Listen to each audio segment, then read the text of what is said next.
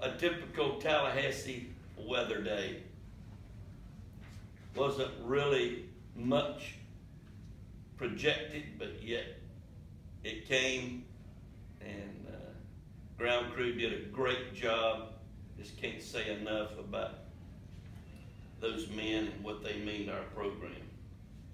So it was a real nice day for us, and that I thought we did a lot of things right. We were able to get Ahern in the ball game, and that was the one young man that we had not gotten in 2 weeks, and ironically he was the last guy that pitched. So when you see how excited we are about what he brings to the table, a lot of work to do, but it'll be fun to watch his development. Probably the big hit in the game was J.C. Flowers.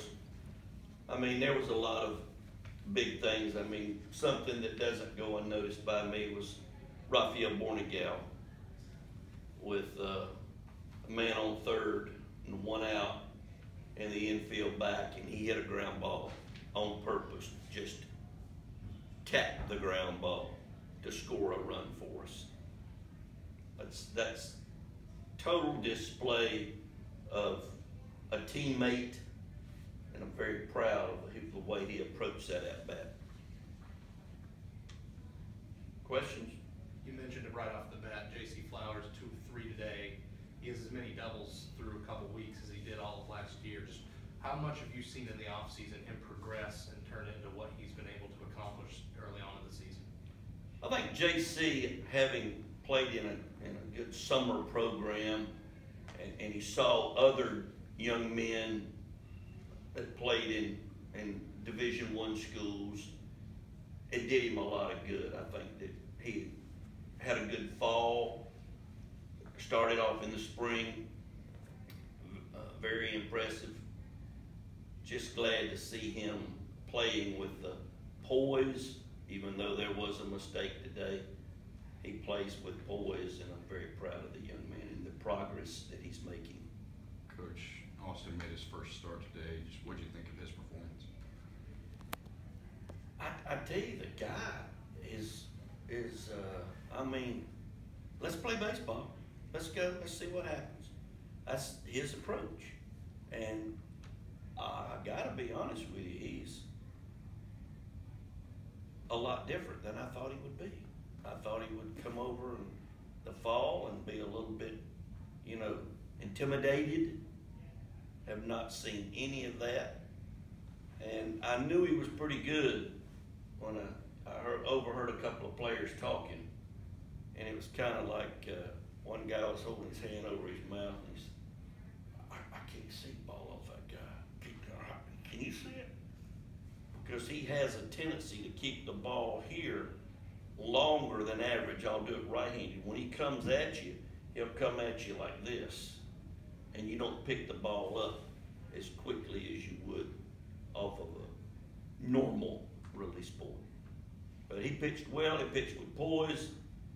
Had a couple of opportunities to feel sorry for himself and fold the tent. Kept battling. We got him at 90. Well, y'all got him at 86. We got him at 90 or 91, but he threw the ball very well. 3 strikeouts. I think early in the game, he was up with his fastball, and that is what's so encouraging for us, is then we saw a guy make an adjustment. Started throwing the ball down. Just as a side note, when you lose, probably, I bet you we lost 30 baseballs today as a result of foul balls. You know you got velocity on the mound. And it started with AP and ended with a guy throwing 93, 94. And there were a lot of baseballs fouled off. With the way Kobe has pitched to start the season, just how encouraging is it with how far he's come, from his freshman year and then through the injury, to just come back and be having the success that he is so far? Yeah, Kobe is really excited to be competing again. It's hard on a young man, as we all know, to lose something that you enjoy so much. And now that he's got that back, he's taking every advantage that he can of it. You know, he's an engineering major, a 4.0 student, a great Seminole. Let's hope that he continues to get better. Hit his curveball going pretty good today. And it gives us a big lift to have an experienced guy in the bullpen. I mean, what's it like for you to coach a team? You mentioned experience, but he had been out for so long. You don't have a lot of experienced relievers, so you have to go to guys that don't have a lot of innings. What's that been like for you? What's that transition been like for you? And are you happy with the results so far? I'm happy with the results. It's been challenging because ball one, ball two is not something that I'm very comfortable with. And when you're dealing with young men that are competing in this environment for the first time, there are going to be some ball one, ball twos.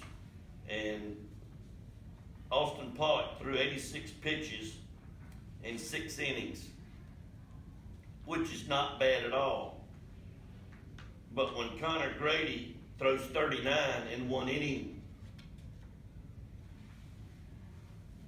that's something to be thinking about. Walked 2 in that inning and threw 39 pitches. Tyler Ahern threw 25 pitches and walked 2. You just got to understand that this is new to them. Rarely do you see a freshman go out there and just be himself the first time he gets on the mound in front of these great fans that we have. I'm trying to think back. We've had guys that you don't see any sign of nervousness. I mean, Tyler Holton was one of them, but there are others that turned out to be outstanding pitchers that were just a little bit uncomfortable when they went out there their first time. But then they settled down, like Tyler Ahern. Hopefully he'll get a lot better. You excited though about what you've seen from really kind of all the arms that you've thrown out there so far?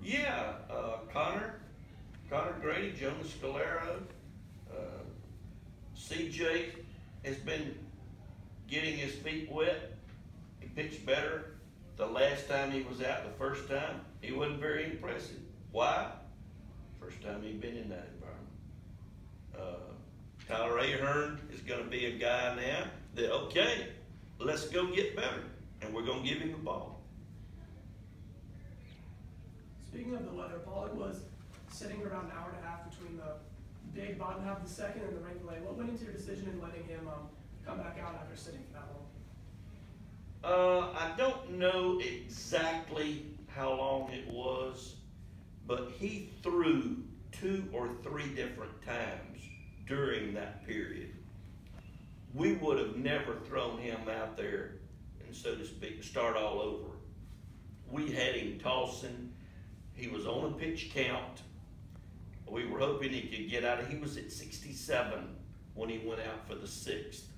And a couple of things happened and he ended up at 90. I thought he had a very, very good outing. He was 1 pitch away from being taken out because of the pitch count. Mike, granted, it's 1 weekend and a very small sample size, but just your thoughts on the new weekend starting rotation, just how the weekend went? I thought they passed the test. I think they'll have exams coming up when we start our conference play. But I certainly do like an awful lot of arms on this baseball team. And we've got to do little things as hitters to ensure that we score a run when we get a chance. We had a man on second today and nobody out. Didn't move him. think we ended up scoring somehow, but we've got to attempt hard to move that man to third base because we rely on our pitchers. And last year we didn't demand this as much because we had an awful good offensive club, and we allowed them to not be, we weren't so demanding, but hit the doggone ball the right side, take 2 shots to the right side, move that runner. And that's why I started off this thing by talking about how impressed I was with Bornigal's at bat, getting that runner in from third. I think that there's a lot of room for improvement.